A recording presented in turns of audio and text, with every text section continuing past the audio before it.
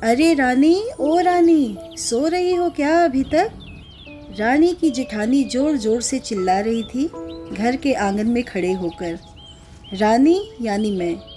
तभी मैं भागती हुई अपने कमरे से निकली और बोली, दीदी आ गई मैं। जेठानी बोली, रानी तुम्हारा नाम रानी है, तुम रानी नहीं हो। मैंने तुम्हें रात में ही समझाया था कि सुबह को जल्दी उठ जाना, तुम्हारी मुंह दिखाई की रस्म है। मैंने बोला, दीदी रात को नींद ही नहीं आई, जगह नहीं है और मन में थोड़ा डर था कि सुबह आँख नहीं खुली तो। रजनी दीदी हंसती हुई बोली, रानी मेरी प्यारी देवरानी, जल्दी से घूंघट कर लो, अगर माँ जी आ गई तो हंगामा हो जाएगा। मैंने घूंघट किया ही था कि तभी माँ जी वहाँ आ गई और कड़कती आवाज़ में बोली, चलो अब क्या यहीं गपशप मारती रहोगी तुम दोनों? हमने चलना शुरू ही किया था, तभी माँ जी ने रजनी दीदी के कंधे पर हाथ रखा और बोली, पता है ना कहाँ से जाना है और कैसे जाना है? माँ जी ने बोला कि जब भी कोई बड़ा तुम्हारे सामने खड़ा हो तो हमेशा घूंघट में रहना और कम से कम अपने बड़ों के सामने आना, और बिना घूंघट के तो कभी नहीं। रजनी दीदी कुछ बोली ही नहीं, बस अपना सिर हिलाकर हाँ बोल दिया। मैंने भी बस अपना सर हाँ में हिलाया। माँ जी के जाने के बाद मैंने पूछा, रजनी दीदी आप तो स्कॉलर हो और इन सब चीज़ों को कैसे निभाती हो? रजनी दीदी मुस्कुराई और बोली कि मैं थारे जेठ जी से बहुत प्यार करती हूँ, इसीलिए अभी तक चुपचाप सब चीज़ें निभा रही हूँ। मैं कुछ नहीं बोली और चुपचाप रजनी दीदी के साथ घर के बाहर वाले कमरे में जाकर बैठ गई। वहाँ पर एक पड़ोस की आंटी जी बैठी थी। वो बोली, यह कैसी बहू आई है, ससुर जी सामने खड़े हैं और ये यहाँ बैठी है। मुझे कुछ समझ नहीं आया, मतलब? रजनी दीदी बोली, आंटी जी अभी नई बहू हैं, यहाँ के रीत रिवाज सीखने में थोड़ा समय लगेगा। रजनी दीदी मुझे वहाँ से उठाकर मेरे कमरे में छोड़ दी। 6 महीने यूं ही छोटी छोटी चीज़ों में बीत गए। फिर एक दिन मैं राहुल के साथ साड़ी लेने गई।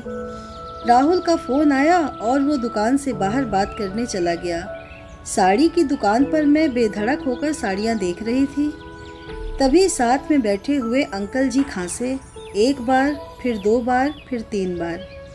मैंने साड़ी वाले भैया से बोला, भैया इन अंकल जी को पानी दे दो, बहुत खांसी हो रही है इन्हें। अंकल जी भड़क उठे और बोले, क्या बदतमीज लड़की है ये, कुछ शर्म लिहाज है या नहीं? दुकान पर हंगामा देख राहुल बाहर से भागकर अंदर आया और अंदर आते ही अंकल जी के पैर छूकर बोला, मामा जी आप यहाँ?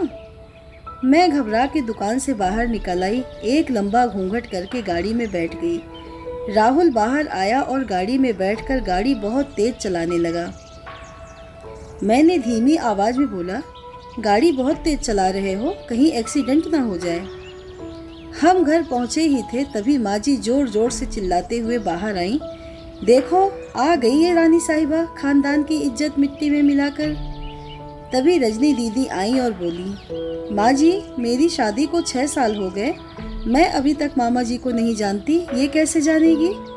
माँ जी जोर से चिल्लाई, देखो कैसे कैसे चपड़ चपड़ जबान चला रही है ये रजनी। कभी राहुल सबकी बात काटते हुए बोले, माँ ये दोनों सही बोल रही हैं, अगर ये हमेशा घूंघट करके रहती हैं तो मामा जी को कैसे पहचानेंगी? और माँ आज मामा जी के फ़ोन पर तुमने पूरे घर की शांति को भंग कर दिया है। ये वही समाज है जिसने सीता मैया पर भी उंगली उठाई थी।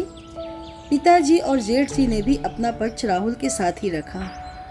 माँ जी थोड़ी देर सोचने के बाद वापस रजनी दीदी और मेरे पास आई और बोली कि तुम दोनों को अपनी मर्यादा पता है, मुझे उम्मीद है कि तुम कभी भी मेरा सिर शर्म से नीचे नहीं झुकने दोगी। हम एक ही परिवार के सदस्य हैं, हमें हमेशा साथ रहना है, अच्छा वक्त हो या बुरा वक्त, हर सदस्य को अपनी मर्यादा पता है।